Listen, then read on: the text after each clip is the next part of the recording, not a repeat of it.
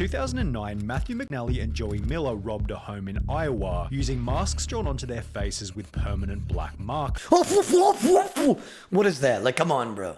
Like, what is that? The stupidest criminals of all time. Take, for example, MacArthur Wheeler, who robbed 2 banks in broad daylight as he thought that pouring lemon juice on his face would make him invisible to cameras. When shown the bank surveillance footage, Wheeler refused to believe that he was visible, stating to officers, "But I wore the juice," believing that as long as he didn't come near a heat source, he should have been completely invisible. Police concluded that Wheeler was not crazy or on drugs, just incredibly mistaken, with the lemon juice mistake eventually costing Wheeler a What the fuck?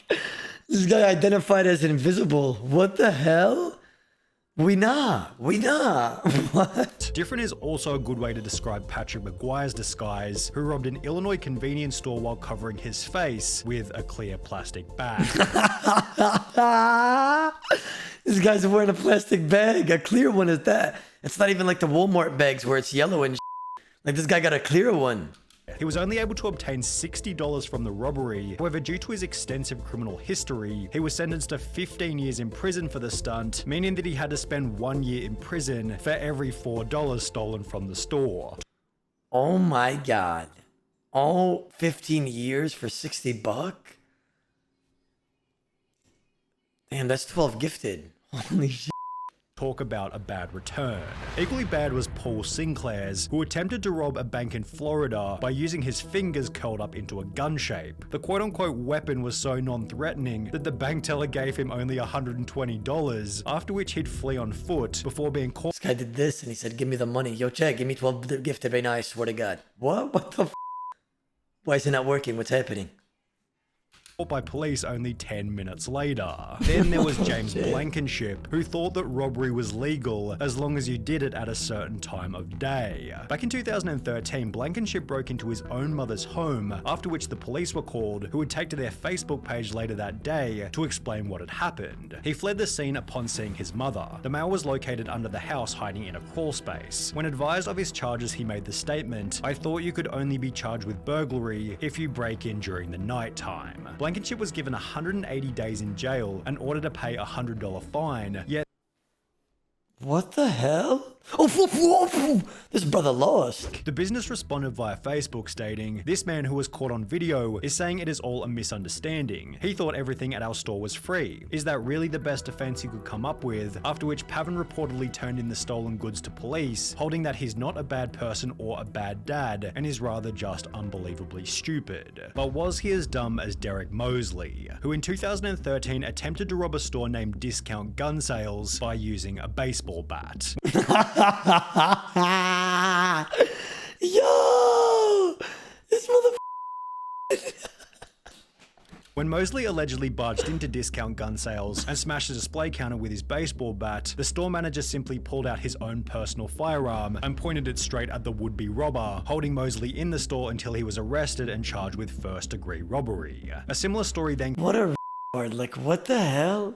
Pocket dialing the police is probably a fairly common occurrence. However, for Carson Reinhardt and Nathan Tekla-Merriam, it happened at the most unfortunate moment, specifically while they were breaking into a car. The alert dispatcher soon realized that the call was an accidental one, and moreover that the guys on the other end might be up to no good. For the next 35 minutes, the dispatcher stayed on the line, listening and gathering information, as Tekla-Merriam and Reinhardt did the following: discovered a car that they thought they could burglarize, discussed how to break into the car, allegedly broke into the car, exclaimed in delight over finding narcotics in the car, became confused as to how and why a police car was following them, and reacted in disbelief when the arresting officer revealed that they'd been on the line to 911 the entire time. Like, brother, you lost. You lost, brother. Brother, you lost. Bailey had planned on robbing a bank in Fairfield, Connecticut, although rather than exercising the element of surprise, he'd call the bank prior to the robbery stating, "I want $100,000 in large bills and no die packs. I'll be sending someone into the bank to get the money. Don't call the police, we are monitoring the police scanner." Prior to making this phone call, Bailey had already served 7 years in prison Police scanner? What the f?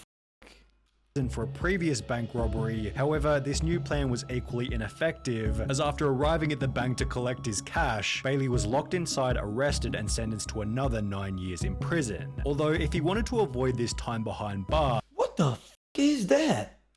He could have had a chat with Tito and Amanda Watts, who got arrested in Florida for selling tickets to enter heaven at a price of $100. Tito Watts said in his police statement, "I don't care what the police say, the tickets are solid gold, and it was Jesus who gave them to me behind the KFC and said to sell them so I could get me some money to go to outer space. You should arrest Jesus because he's the one who gave me the golden tickets and said to sell them. I'm willing to wear a wire and set Jesus up." Damn, these guys are actually brain dead. Like, holy shit, man. Like, they need Jesus. You know what I'm saying? Like, wow. The couple had apparently earned over $10,000 from the stunt, meaning that they were able to find people even dumber than them, one of which might have been Ruben Zarate. While attempting to rob a muffler shop in 2008, Zarate was told that the shop couldn't access the money safe without their manager, who didn't begin his shift until later that afternoon. Instead of bailing on the robbery, Zarate instead gave them his phone number, asking Okay, like, come on, bro. You're not that. Like, don't do drugs, guys. Don't do drugs, you know? them to give him a ring the next time the manager was in. They did so later that afternoon, although after returning to the store, Zarate received no money and was instead met by police and charged with aggravated robbery. Then there was the man who gave the people he was robbing something even stupider. The unnamed robber walked into a London bank carrying a gun and a bag, which he'd take to the front desk before demanding £700,000 in cash from the bank worker. But after making his demands, the crook handed over his gun to the cashier instead of the bag. Investigating authorities stated, the guess is that he is very inexperienced and panicked when he approached the cashier, handing over his gun instead of a bag by mistake. But it was Trevor. This guy got scammed in a trade. Like, how is that possible? Like, he accepted and then accepted again like it's RuneScape. What the hell?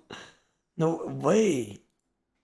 Wait, what? Jones, who left an even more damning piece of evidence at his crime scene. After breaking into a house in Atlanta, Jones took a moment to check his Facebook on the owner's computer before leaving without logging out. Less than 3 years later, a similar story entered news headlines. Wait, what? Before breaking into a house, Jones, who left an even more damning piece of evidence at his crime scene. After breaking into a house in Atlanta, Jones took a moment to check his Facebook on the owner's computer before leaving without logging out. Less than Bro, these guys are so...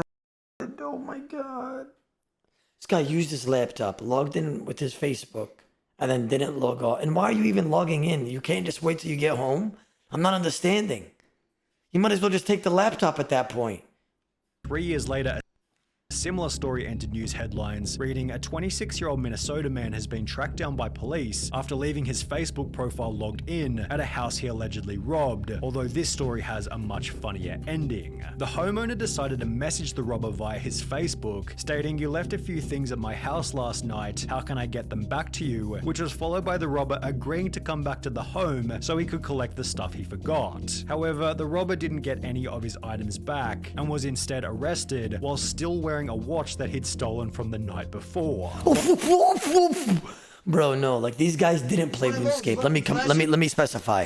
They didn't play RuneScape, understand? Because if they did, they would have not been scammed. If you played RuneScape, you know about all the scams. You understand? This is just terrible. At least they didn't brag about the robbery in a YouTube video, as is what happened in the bizarre case of This girl just looks, bro.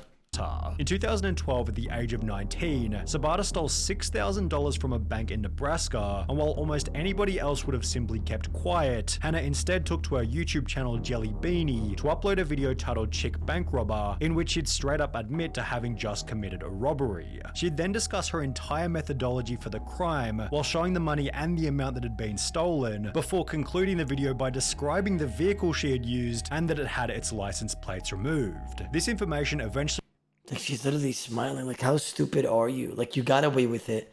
You got some cash, and then you made a YouTube video, like, flaunting the so-called money you just... And while you may be sat here thinking that these criminals can't get any dumber, it's time to introduce 53-year-old Michael Anthony Fuller. While it's common knowledge that the US banknote doesn't go any higher than $100, Fuller had the genius idea to create a counterfeit $1 million note. I don't even want to hear more, you know? I don't even want to hear more. before trying to use it at his local Walmart. He loaded his cart with a vacuum cleaner, a microwave, and various other items totaling $472 before handing the $1 million note to the cashier, expecting $999,528 in change. Needless to say, Walmart wasn't able to facilitate this, and instead store staff called police. Fuller was later charged with attempting to obtain property by false pretense and uttering a forged instrument. Damn, some people are just brain dead, huh? Damn, I thought like the raggers and the stream snipers just like are retarded, but like, damn. That is something, bro. I must say, that is something.